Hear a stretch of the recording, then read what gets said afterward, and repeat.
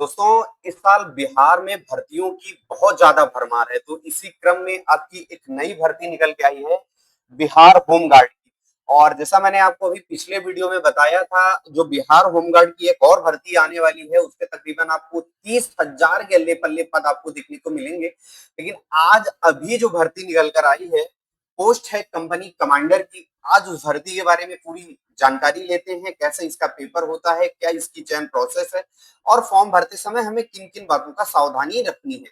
ठीक है, तो चलिए चलते हैं हम लोग सीधे नोटिफिकेशन की तरफ, जो हमारा बिहार पुलिस की तरफ से ऑफिशियल नोटिफिकेशन निकल के आया है। तो ये देखिए, जो आपका नोटिफिकेशन निकल के आया है, इसकी जो ऑनलाइन आपका फॉर्म होगा वो होगा 30/6 से, यानी कि 30 जून से आपका फॉर्म ऑनलाइन होना स्टार्ट हो जाएगा और 30 जुलाई तक आपका ये फॉर्म चलेगा।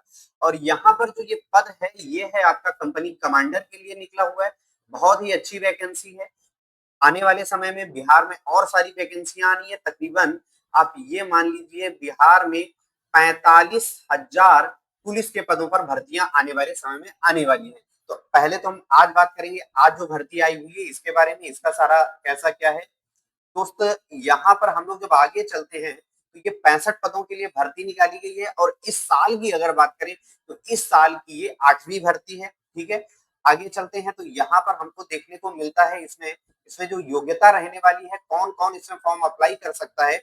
अगर योग्यता की बात करें, अगर आपने 1/8/2025 तक किसी मान्यता प्राप्त विश्वविद्यालय से स्नातक यानी कि ग्रेजुएशन किया हुआ है, 1/8/2025 तक अगर आपने किसी भी मान्यता प्राप्त संस्थान से स्नातक किया हुआ है, तो आप इस फॉर्म को भरने के लिए एलिजिबल होंगे, योग्य होंगे। आयु सीमा की बात करें दोस्तों, तो आयु सीमा यहाँ पर 1/8/2025 के आधार पर ही की जाएगी। यानी कि 1/8/2025 को जो आपकी न्यूनतम आयु है दोस्त, वो कितनी होनी चाहिए, वो आपकी 20 वर्ष होनी चाहिए। ठीक है, जनरल कैंडिडेट के लिए, मतलब न्यूनतम आयु तो सभी के लिए 20 वर्ष है। और अगर अधिकतम आयु की बात करें जनरल कैंडिडेट में, तो जनरल कैंडिडेट में अधिकतम आयु सीमा जो है आपकी कितनी है, ये है 37 वर्ष की। यहाँ तक आपको चीजें समझ में आ गई होंगी। ठीक है, चलते हैं आगे चलते हैं। और यहाँ पर महिलाओं की अगर बात करें, अनारक्षित कोटे यानी कि जनरल कैंडिडेट में, तो महिलाओं के लिए 20 और अधिकतम यहाँ पर 40 वर्ष की आयु सीमा रखी गई है। आगे चलते हैं, आगे देखते हैं यहाँ पर ओबीसी के लिए। तो मैंने आपको जैसा पहले ही बताया कि न्यूनतम आयु सीमा सभी के लिए सेम है, यानी कि 20 साल तो आपको एटलीस्ट होना ही होना है। और यहाँ पे जो ओबीसी के लिए अधिकतम आयु की सीमा है, वो है दोस्तों 40 वर्ष। एसटी की बात करें, तो न्यूनतम आयु हमेशा की तरह आपकी 20 वर्ष और अधिकतम आपकी 42 वर्ष।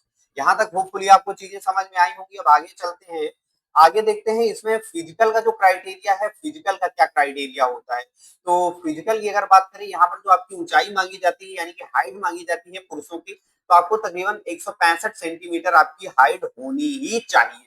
वहीं पर ओबीसी की बात करें, तो ओबीसी के लिए आपका 160 सेंटीमीटर हाइट होनी चाहिए। और महिलाओं की दोस्त बात करें, तो महिलाएं जो लोग 155 सेंटीमीटर हैं, तो वो लोग इस फॉर्म को अप्लाई कर सकती हैं। ठीक है, चेस्ट की बात करते हैं, तो चेस्ट में आपको जो बिना फुलाए आपका चेस्ट होना चाहिए, सीना होना चाहिए, वो आपका कितना होना चाहिए, वो 81 सेंटीमीटर आपका न्यूनतम है और 86 सेंटीमीटर आपका अधिकतम है।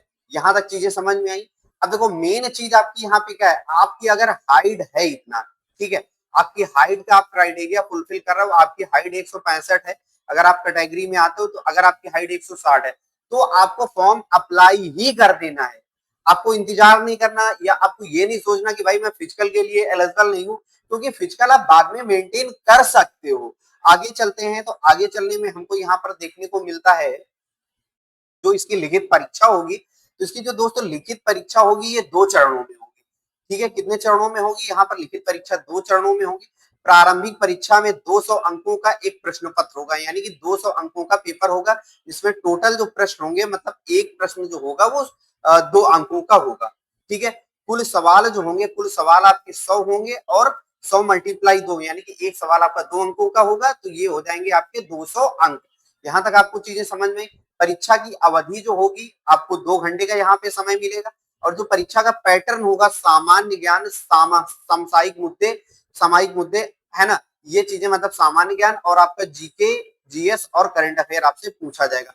सबसे बड़ी बात, मिनिमम आपको यहाँ पर 30% तो एटलीस्ट आपको अंक लाने ही लाने। अगर आप 30% से कम अंक लाते हैं, तो आपको डिस्क्वालीफाई यहाँ पर घोषित कर दिया जाएगा। अब बात करते हैं यहाँ पे कितने बच्चे क्वालिफाई होंगे।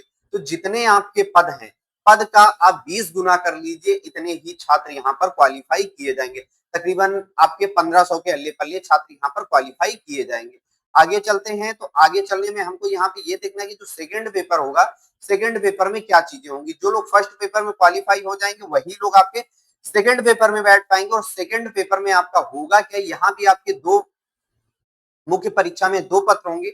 जो पहला होगा, प्रथम पत्र 200 अंकों का सामान्य हिंदी का होगा, मतलब हिंदी जो होगी आपकी 200 अंकों की आएगी, 100 प्रश्न होंगे हमेशा की तरह, और एक सवाल आपका 2 नंबर का होगा, यानी कि 200 सवाल हो जाएंगे। और हिंदी में क्या है, यहाँ पर भी आपको 30% अंक तो लाना कंपलसरी है। अगर आप 30% से कम अंक लाते हैं तो आपको यहाँ पर डिस्क्वालीफाई घोषित कर दिया जाएगा। बट ये जो हिंदी के अंक हैं ये आपकी मेरिट में नहीं जोड़े जाएंगे। मतलब हिंदी क्या है, आपका जो है क्वालिफाइंग नेचर का है। कैसा है, क्वालिफाइंग नेचर का, बट आपको ये क्वालिफाई करना ही होगा। यहां तक चीजें समझ में आ गई। आगे चलते हैं, द्वितीय प्रश्न पत्र जो होगा सारा खेला यहीं पर है। द्वितीय प्रश्न पत्र में आपसे जीएस पूछा जाएगा, सामान्य विज्ञान पूछी जाएगी, नागरिक शास्त्र पूछा जाएगा, भारतीय इतिहास पूछा जाएगा, भारतीय भूगोल पूछा जाएगा, गणित आएगी, मानसिक योग्यता आएगा, है ना। तो ये जो द्वितीय प्रश्न पत्र है, द्वितीय प्रश्न पत्र में आपको अच्छे से मेहनत करने की आवश्यकता होगी। यहाँ भी आपकी प्रश्नों की संख्या 100 होगी, मल्टीप्लाई बाय 2, यानी कि 200 प्रश्नों 200 अंकों का आपका प्रश्न पत्र होगा। अब बात कर लेते हैं, भैया क्या इसमें निगेटिव मार्किंग है। जैसे बहुत बड़े बड़े यूट्यूबरों को मैंने देखा तो उन्होंने बताया कि भैया यहाँ पे निगेटिव मार्किंग नहीं है, बट ऑफिशियल लेटर है। ऑफिशियल लेटर में साफ साफ और बड़े बड़े अक्षरों में लिखा हुआ है कि यहाँ पर आपको जो है 0.2 की निगेटिव मार्किंग होगी, यानी कि निगेटिव मार्किंग यहाँ पर है 0.2 की आपकी निगेटिव मार्किंग होगी। यहाँ तक आपको चीजें समझ में आ गई। आगे चलते हैं, तो आगे चलने पे हमको देखने को मिलता है, मुख्य लिखित परीक्षा के आधार पर रिक्तियों का 6 गुना अभ्यर्थियों का चयन कोटिवार मेधानुसार शारीरिक दक्षता परीक्षा के अनुसार किया जाएगा। मतलब आप जब आप इसका रिटन टेस्ट क्वालिफाई कर लेते हैं तो रिटन टेस्ट के बाद आपका फिजिकल होगा। तो सबसे पहली बात तो ये है कि आपके बिहार में अभी भर्तियों की भरमार आने वाली है। तकरीबन आपकी 42,000 पद जो हैं, 42,000 पद आपके पुलिस में आने वाले हैं।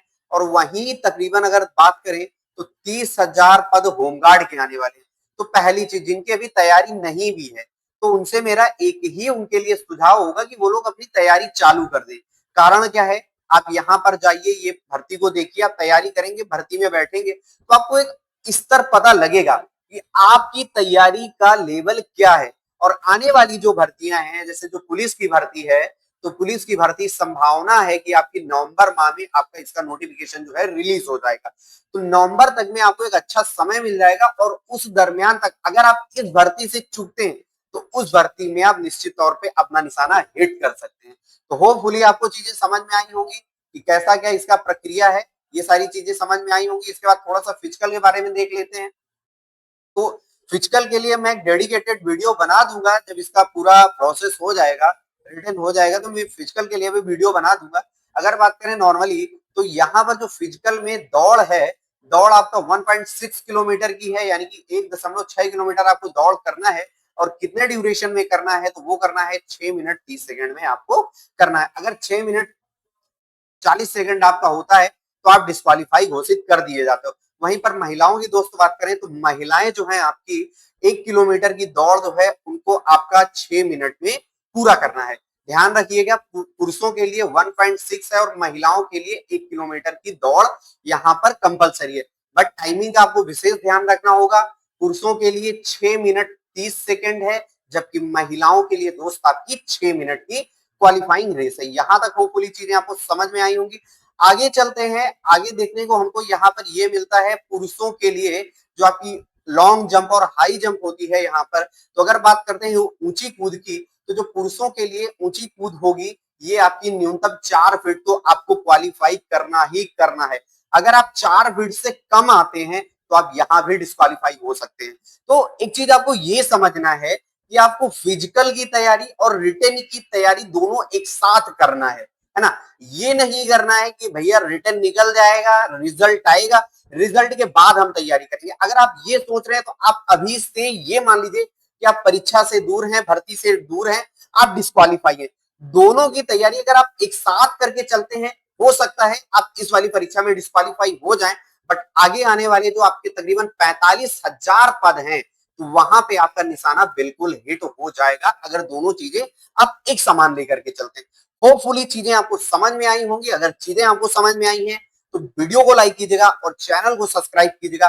और साथ ही साथ मैं आपको एक चीज और बताना चाहूंगा, जो होमगार्ड से रिलेटेड वीडियो है उसका लिंक आपको नीचे कमेंट बॉक्स में मिल जाएगा, या वीडियो जैसे ही खत्म होगा इसके एंड स्क्रीन में मिल जाएगा, तो वो भी वीडियो देख लीजिएगा। मैंने वहां पे आपको एग्जैक्टली बताया है बिहार होमगार्ड की जो वैकेंसी होती है उसमें कैसे क्या प्रक्रिया होती है, चयन प्रक्रिया क्या होती है, और सबसे बड़ी बात उसमें आपका रिटन टेस्ट नहीं होता है। तो ये दोनों जानकारी होपफुली आपको समझ में आई होंगी। अगर चीजें समझ में आई हैं तो वीडियो को लाइक कीजिएगा, चैनल को सब्सक्राइब कीजिएगा, और हो सके तो वीडियो को अपने दोस्तों के साथ शेयर कीजिएगा। Thanks for watching me, happy study, have a nice day, goodbye, thank you.